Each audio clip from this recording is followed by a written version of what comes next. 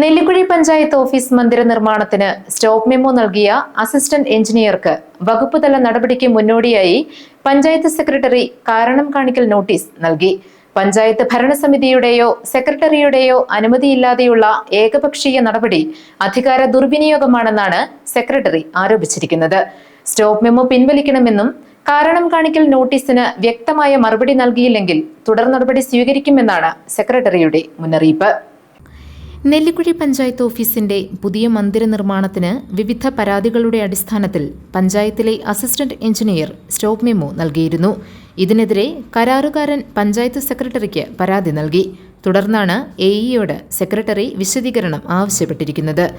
പഞ്ചായത്തിന്റെയോ സെക്രട്ടറിയുടെയോ അനുമതിയില്ലാതെ ഒരു പ്രവൃത്തിക്ക് സ്റ്റോപ്പ് മെമ്മോ നൽകിയത് ഏത് ചട്ടപ്രകാരമാണെന്ന് വ്യക്തമാക്കണമെന്നാണ് സെക്രട്ടറി എഇയോട് ആവശ്യപ്പെട്ടിരിക്കുന്നത്. ഭരണസമിതിക്കും സെക്രട്ടറിക്കും ഇല്ലാത്ത ഏത് ആശങ്കയാണ് അസിസ്റ്റന്റ് എഞ്ചിനീയർക്കുണ്ടായിട്ടുള്ളതെന്ന് വ്യക്തമല്ലെന്ന് നോട്ടീസിൽ പറയുന്നു. ഏകപക്ഷീയ നടപടി അധികാര ദുർവിനിയോഗമാണ്. കരാറുകാരൻ നിയമ നടപടി സ്വീകരിച്ചാൽ എഇക്ക് മാത്രമായിരിക്കും ഉത്തരവാദിത്വമെന്നും സെക്രട്ടറി വ്യക്തമാക്കിയിട്ടുണ്ട്. 3 ദിവസത്തിനകം സ്റ്റോപ്പ് മെമ്മോ പിൻവലിച്ച് പദ്ധതി നിർവഹണം യഥാസമയം പൂർത്തീകരിക്കാൻ നടപടി സ്വീകരിക്കണം.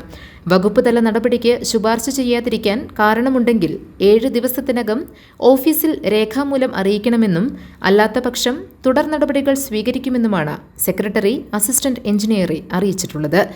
ഓഫീസ് മന്ദിര നിർമ്മാണവുമായി ബന്ധപ്പെട്ട് ചട്ടലംഘനങ്ങൾ ചൂണ്ടിക്കാട്ടിയാണ് അസിസ്റ്റന്റ് എഞ്ചിനീയർ സ്റ്റോപ്പ് മെമ്മോ നൽകിയത്.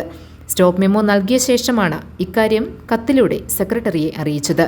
ഈ നടപടിയാണ് സെക്രട്ടറിയെ ചൊടിപ്പിച്ചിരിക്കുന്നത്. GTV news, Nellikuzhi.